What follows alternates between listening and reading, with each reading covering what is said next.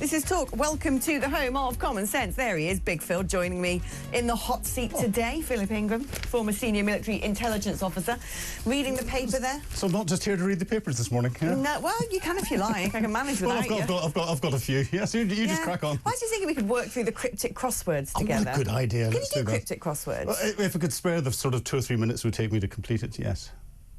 No, you can't, can you? You don't know how to do. That's a shame. Shame on you as a former senior military intelligence officer. Didn't they used to recruit for Bletchley Park by putting something in the Telegraph cryptic? Well, in different newspapers, and if you look at the moment, you know, GCHQ puts out its pre-Christmas puzzle all of the time. Yeah. And a lot of that's cryptic crosswords and cryptic words. Yeah. I'm not too bad. I'm not. My mind doesn't work in the weird way some of these crossword clue makers I'm very good at cryptic crosswords. So there you go. Brain weird. I think we knew that anyway, didn't we? But I really like them. It's a dying art form as well. I kind of feel if I don't pass the baton onto somebody else, there'll be no one else in the next generation who does cryptics. Yeah, or the editors will cut it and find another advert to put in its place. So yes, yeah, you have to keep it going. I've got to, you know, it's I don't really know many people my age who do a good cryptic. It's very, very rare. I attempt one, I don't do a good one. I'll put it that way. I mean, I think it's probably dementia busting. I think that by the time I'm 86, if my liver lasts that long, the brain will still be good. Excellent. Yes. Well, yeah. I'll put it down to dementia then, or early onset that I don't know of. It runs in the family. Yeah, I feel like I've got it today. I tell you what, you know, because that's with me. My birthday's Boxing Day, so Christmas Day, then Boxing Day, and when it gets to New Year's Eve, I'm like, it's done, it's over. I can't be bothered. My ideal New Year's Eve is just not actually having New Year's Eve. Well, and again, you know, that's why I think they invented Dry January, which is really quite good after Christmas, and I call it almost Dry January because you get there, but you need a little bit of time away from you know, the fizz and everything. Yeah. But I think it's the worst time to do it. I mean, look outside; it's miserable.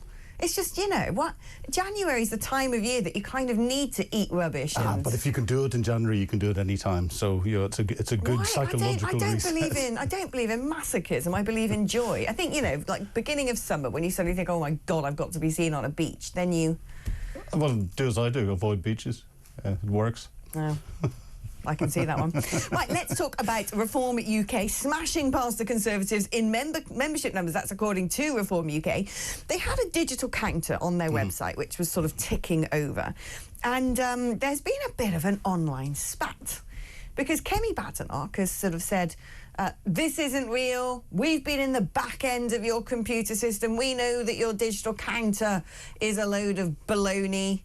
And then we've seen you've migrated your something to another site. I'm like, how does she know? How's she been at the back end of that website?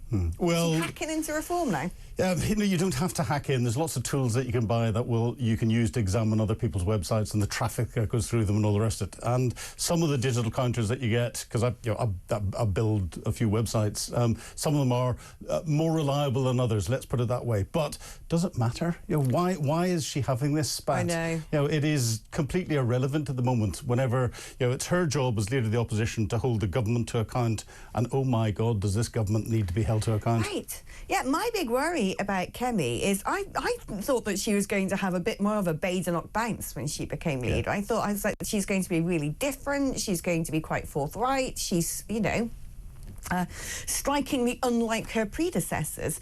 And yet this sort of thing she's doing where she says, well, I'm not going to tell you what I stand for yet. We're a while away from a general election. I'm like, no, you're a party leader.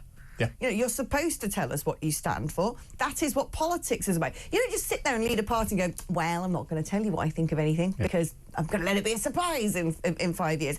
It is madness. And the problem with highlighting this, you know, sort of we know that you've got a counter and it's not pertaining to reality, is it enabled Reform to go, OK, here you go, screenshot of our internal systems. It is real. So whether or not the counter was, you know, actively ticking up every time someone filled in a membership form, who knows? Only they will know, and probably Russia. But it didn't really sort of deflect from the problem the Conservatives have, which is you're hemorrhaging supporters to Reform. Yeah, well, very, very much so. And you know, probably Russia. Might Elon have anything to do with it? You know, there's a lot of people with good tech backgrounds, but it's irrelevant. It's an irrelevant argument. You know, the Kemi's main enemy is not reform, even though reform took a lot of Conservative seats. It's a lack of policies that traditional Conservative voters want to get behind and back. And therefore, by providing substance, she can win people back who are only going to reform for a protest vote, if that's why they've gone. I think that a lot of this is made up, and we saw this in the last election. Labour came out with sound bites to attack the Conservatives. They didn't come out with any substance, which is why they're running. Yeah, they didn't need to do anything. The Conservatives just lost the election for themselves. It's interesting though, because when you think about where the Conservatives need to be, I think people who've migrated to reform will probably stay with reform, because those will be people from the right wing of the Conservative Party who will just, they're not going to forgive the Conservatives for what they did with immigration. They're just not. The Conservatives can't turn around and go, oh yeah, the record levels of immigration, nothing to do with us, it was our predecessors. It was them. Yeah. People know it was them, and that is, I think, for a lot of people, unforgivable. But when you look, frankly, at what the Conservatives need to be doing, reform, probably if they're going to win more seats, it will be in the red wall. And those seats voted Labour. All of Reform's 98 second places were in typically old Labour seats. So Labour are the ones who need to look over their shoulders, I would say. The Conservatives, where they lost a lot of seats, and yes, they were pushed into second or third place because the Reform candidate also stood there, but where they actually lost seats, largely they went to the Liberal Democrats. And I think the Conservatives have got to go, OK, we're going to have to cede that ground to the right to reform, because people aren't going to want the sort of, fake news version of reform, which is the Conservative Party. Whether it's UKIP, whether it's the Brexit Party, reform has been the things that have kept the Conservatives true, because the Conservatives have had to shift politically to try and cover off that political threat.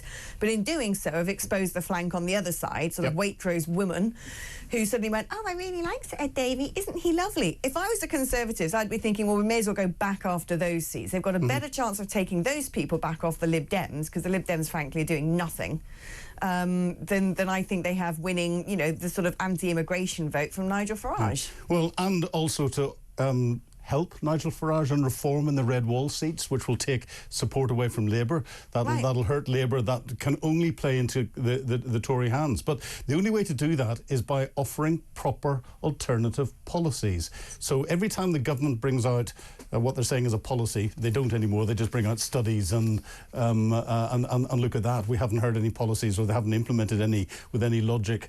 But every time there's a policy or something brought out, there should be a detailed plan from the opposition that turns around and says, here's our alternative, here's how it's costed, here's what it would be. Vote for us on the substance. We're not getting any substance from the government. We didn't provide any substance beforehand, but here our change is we're going to provide substance so that you, the voter, understand what we can deliver. Well, at least just a bit of mood music would be nice, because I get the impression that Kemi's safe place is talking about the culture wars, isn't it? If she gets to talk about men in women's bathrooms, she's really happy there. But, the Overton window's kind of shifted. We've all gone, we're fed up with this trans stuff now. Like, most of the country are just over it. I don't really think people are sort of... yes, it still annoys us if we find out it happens, but there's been a big, ever since the Cass report, I think there's been a bit of a wake-up call. She's going to have to show something else. It's all very well just doing the culture war thing. Kemi, you need to tell us, are you going to be low taxation? How are you going to be low taxation? What would your figures on immigration be? Oh, I don't want to set an arbitrary cap. Well, guess what? You're just like everyone who's gone before then. What is it that you are? What do you represent? I don't think it's good enough to say, I will let you know in due course. Yeah, and this is where she's got an open goal sitting in front of her. The whole of Labour's plans are predicated on an above 2% growth. And the whole budget was around stimulating growth in the economy. We've got the economy flatlining, according to the official figures. In fact, if you look at it, it's going down. We've got businesses turning around saying we're not going to employ people because of the way the new taxation system and the new workers' rights are coming in. We can't afford to take that risk in the future.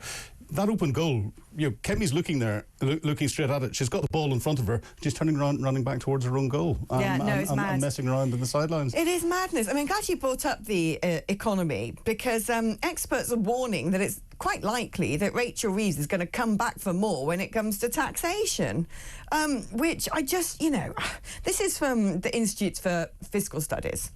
And Carl Emerson, the deputy director of that think tank, said the Chancellor doesn't have much wiggle room against her fiscal targets and the spending plans. I I just don't, is there any more she can take? We're so high tax, and as you were saying now, the last budget is pushing up the prices of things as businesses have to pass those costs down to the customer of how much more employment is going to cost, because that's both the increase in the national minimum wage and then when people start paying employers' national insurance and how much is then paid, and it's pushing up pushing up prices and meaning fewer jobs. I just, you know, what? Well, fewer jobs, more people on benefits, less tax receipt coming in, but they have to pay for, you know, 8.5 billion is it going on Great British Energy, right? You know, that's going to achieve nothing. 11.3 billion going off to other countries so that they can develop green programs that have got no benefit to us whatsoever.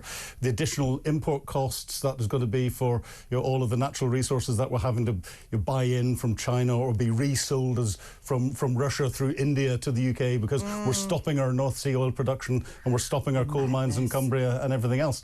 And when we have to pay for the, you know, the eye-watering pay rises that not just the public sector have got, but those that are influenced by the government, like the railway staff who let me down this morning. Public sector have paid a lot more than private sector now for the first time. I mean, that is what I call a false economy. That's nonsense. The other thing that came out today was, you know, £1 of I'll check the percentage in a minute, but a large percentage of your council tax, I think it's 25% of your council tax, is going on paying the pensions for council staff. It's not delivering services. So your council tax goes up.